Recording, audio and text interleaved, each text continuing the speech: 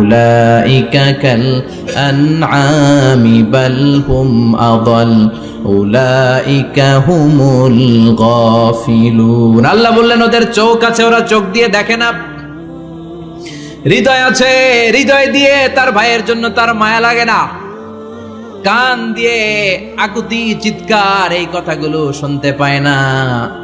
উলাইকা কাল আনআম, দেখতে এদের হাত আছে, পা আছে, চোখ আছে, দেখতে মানুষের মতো, আসলে এগুলো মানুষ না, এগুলো পশু।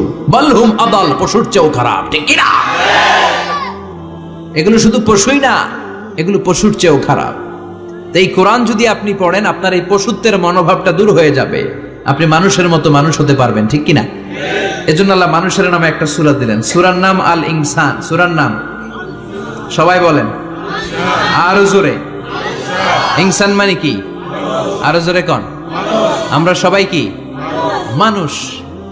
মানুষ নিয়ে মানুষের মধ্যেও কৌতূহলের শেষ নাই। বিজ্ঞানীদের মতে মানুষ হচ্ছে হোমোস্যাপিয়েন্স গ্রুপের একটা প্রজাতি, যার বিবেক আছে, বাক শক্তি আছে, বুদ্ধি আছে, চেতনা আছে, উপলব্ধি করার মতো ক্ষমতা আছে। চিল্লা এখন ঠিক কিনা?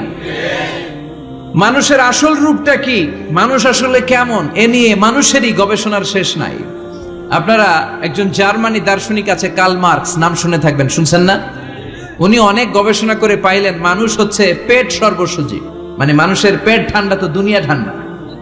উনি গবেষণা করে পাইছে মানুষের পেট ঠিক তো সব ঠিক।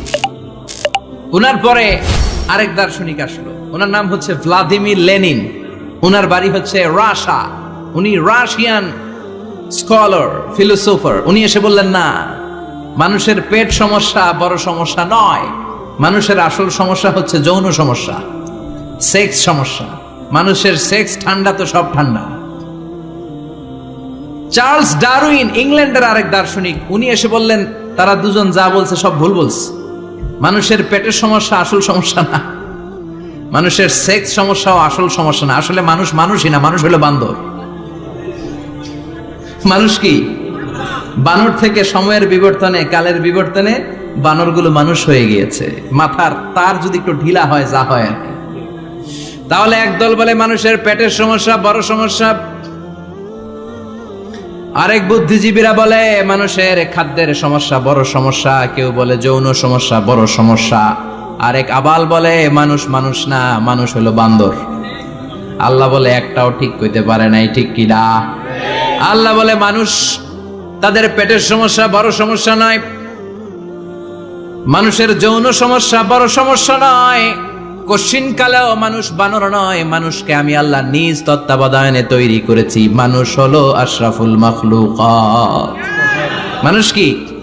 আশরাফুল মাখলুকাত, গোটা সৃষ্টিকুলের মধ্যে সেরা। এজন্য নূরের ফেরেশতাও মানুষকে সেজদা দিতে বাধ্য হয়েছে। চিল্লা এখন ঠিক কি না?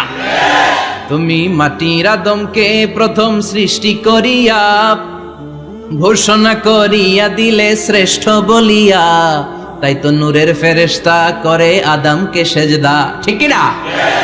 তাই তো নূরের ফেরেশতা করে আদমকে সেজদা, সবার চেয়ে সম্মান দিলে মাটির আদমকে।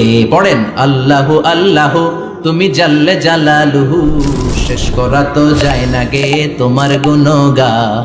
আল্লাহু আল্লাহু, সুবহানাল্লাহ পড়েন। আল্লাহ বলেন পেটের সমস্যা সমস্যা, কিন্তু আসল সমস্যা না। মানুষের যৌন সমস্যা বড় সমস্যা, কিন্তু আসল সমস্যা না। মানুষ বানর নামের প্রজাতির ভেতর দিয়ে মানুষ হয় নাই, মানুষকে আমি নিজে তৈরি করেছি। মানুষকে আমি আশরাফুল মাখলুকাত বানিয়েছি। সুবহানাল্লাহ। বুখারীর বর্ণনা, লাম্মা খালাকাল্লাহু আদামা ওয়া কানা তুলুহু 60 যিরাআন। আল্লাহ যখন সাইয়েদনা আদমকে তৈরি করলেন, 60 হাত লম্বা করে তৈরি করলেন। কয় হাত? আপনি কয় হাত? আমি কয় হাত? আমরা কয় হাত? কিন্তু আদম ছিল কয় হাত? সুবহানাল্লাহ কইবেন না? আপনারাও যখন জান্নাতে প্রবেশ করবেন, বুখারীর ওই বর্ণনাতে এসেছে মানুষরা যখন জান্নাতে প্রবেশ করবে, প্রতিটা মানুষ 60 হাত লম্বা হয়ে প্রবেশ করবে।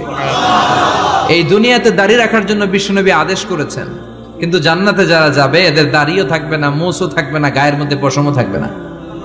সুবহানাল্লাহ বাড়ি দিয়ে গিয়া চিৎকার করে পড়েন আল্লাহু আকবার। তার মানে মানুষ হলো আশরাফুল মাখলুকাত, গোটা বিশ্বের মধ্যে সেরা। আল্লাহ বললেন আদমকে আমি নিজ হাতে তৈরি করেছি। লাম্মা খালাকাল্লাহু আদম ওয়া কানা তুলুহু 60 যিরাআন, 60 হাত লম্বা করে আদমকে বানিয়েছি। আদমকে সব সৃষ্টির মধ্যে শ্রেষ্ঠত্বের মানদণ্ডে উন্নীত করে আদমকে আমি আশরাফুল মাখলুকাত বানিয়েছি। সুবহানাল্লাহ। আমরা আশরাফুল মাখলুকাত, ভালো লাগে না শুনতে? আমরা হচ্ছি খলিফাতুল্লাহি ফিল আরদ।